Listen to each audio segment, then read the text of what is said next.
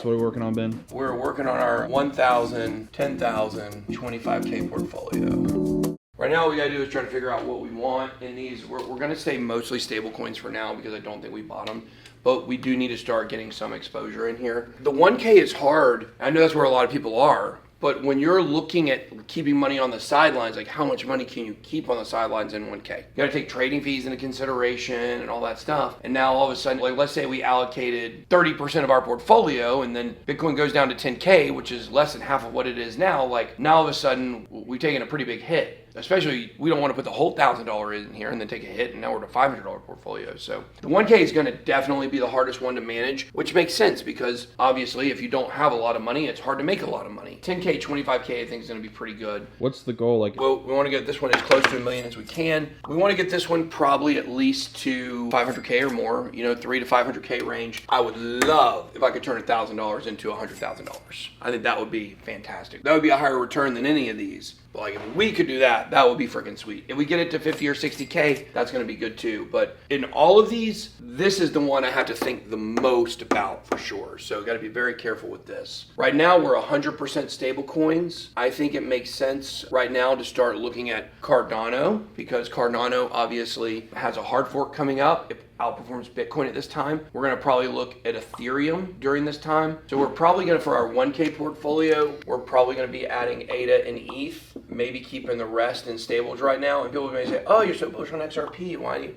I mean, XRP is not going to move that much until this case is over. So we believe in XRP. It's a good time to accumulate. But in terms of allocating a small percentage, we're not going to want to do that in this 1K portfolio right now because there could be more downside to XRP. ETH and ADA, they got two near-term catalysts going on. So I think those are going to be good for that. So you're thinking a little more short-term with this right now? Yeah, exactly. Because right now we're only adding a few positions. Yeah. We're not allocating $1,000 today because we're going to keep probably $750 of that in stable coins in case things drop down so we can get more. That's what we want. We want to probably allocate like 25% of the portfolio. I don't even know if I want to do that much. Maybe 20%. Maybe we put $100 in each right now just so we have some exposure and keep 80% in stable coins because I believe we are by the end of the year going down to 10 to 14K for Bitcoin. If we get down below 14K, you're going to see me start allocating almost everything. So, you know, this is something I'm taking very serious and I want to make sure we're making the right moves on. So I think probably what we're going to do for right now is we're probably going to do $100 in ADA, $100 in ETH. I think that's probably what we're going to do for that portfolio, and then we're going to have, you know, 800 in USDC or stables or USDC. With DCA action going on? Well, not really. I mean, dollar cost averaging, you're going on a schedule. I'm not going to really do that. I'm not going to go on a schedule. I'm going to kind of do it based on moves on the market that I want to see, as long as those moves are down. Right now, Bitcoin's at 23K. I think things may go up a little bit. You may see me take profits on some of this stuff. So if all of a sudden Ethereum starts to run up and Cardano runs up and Bitcoin runs up, but then Bitcoin starts dropping and it looks like it is going into another down leg, then we might take profits on this stuff and be able to start over at the bottom with, instead of having $1,000, now I might have $1,400 to basically start at the bottom. So there's a lot of thought going into this for sure right now. So obviously with this 10K, probably XRP, have some exposure there. We're gonna do a small amount of XRP though. Once again, ETH and ADA. And the way that's gonna kind of work is you're gonna see the more money you have, the more you can diversify. So if you only have $100, you can't really diversify. You know, if you got $1,000, you're gonna have to keep this in like the 4 to 5 range probably for now until you start making profits. And then this grows and then you can diversify more. So right now with the 10K, like we're gonna be able to add in a couple extra coins. You're gonna see like kind of a waterfall. Like whatever is in the 1K is gonna be in every one. What's in here is gonna be in this one. But with each one, you're growing your amount you can diversify. So, and these are no-brainer decisions for me. Like these are things I don't even have to look at the charts really to know we want exposure to these assets right now. Because I'm looking for most bang for my buck here. We're not gonna be buying any Bitcoin for these portfolios. And I will tell you, like in general, that's, you want to have 50% of your portfolio in Bitcoin and Ethereum. But for me, in trying to supercharge this and push these as far as we can go, I just know Bitcoin's not something I really want in these portfolios. You know, let's say we get this one up to $1 million. Let's say we get it up to 400 or 500K and Bitcoin's at 30 or 40K or 50K at the time. We'll probably go ahead and add one Bitcoin just to show like you need one Bitcoin at least. I do believe if you have enough money to buy one Bitcoin and that would be 50% of your portfolio, then you should do it. So if, like, let's say we had 25K in here and Bitcoin's at 12,000, I'd probably go ahead and put a Bitcoin in here. But obviously, there's a little competition against myself. Like, how much money can we make in this bull market that will be coming, how far can we push this? Can we turn this to $1 million? I hope that we can. But to do that, I'm going to have to really kind of, I don't want to say risky because I don't think it's risky not to have Bitcoin in your portfolio, but we're going to have to really make moves with the end targets in mind instead of just, hey, let's just throw some money in here. So I'm going to say here, we're probably going to want to start slowly. I'm going to go 500, 750, 750, 15. That's going to be $2,000.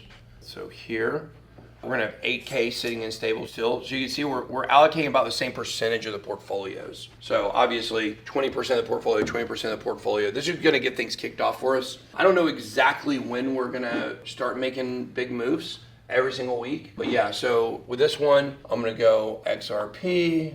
I'm going to go ETH. I'm going to go ADA. Probably going to go BNB, FTT. I'm not ready to get sand yet. Now, the method to this madness is why I can do this without having to really think is because we already talked about these three. We know what's coming with these. With these ones, these are exchange coins. What we're really doing is we're relying on the results of the last bear market. It showed that exchange tokens would hold their value better than a lot of other coins. Binance Coin started turning around much faster than any other coin. By 2019, it was going back up. It did have a big retracement at some point. These are going to be based on volume. So people are still going to be trading. They're still going to be using Binance Smart Chain. They're still going to be trading FTX. And when you look at a lot of these other exchanges like Celsius and Voyager getting shut down, basically, now that's volume that will be going over the exchanges. You want exposure to these kinds of assets. Let me tell you some coins that you won't be seeing in these portfolios. You won't be seeing Dogecoin unless we have reason to think it might pump in the short term. This is not a long-term hold. You're not going to see freaking Shiba. If you're looking to find some Shiba, go to Japan and look for a dog.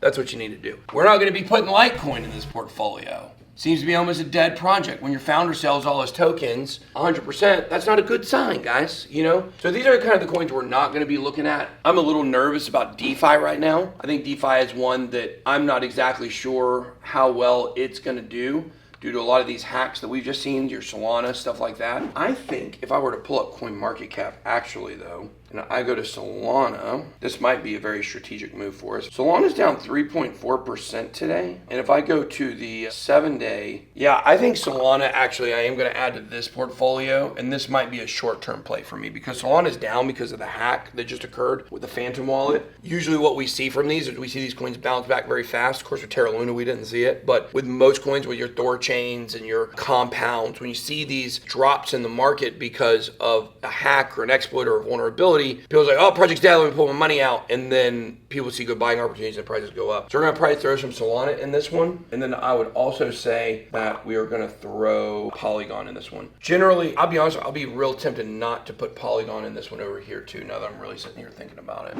Let's see, how's Polygon doing right now over the 7-day? You also don't want to buy stuff when it's up considerably.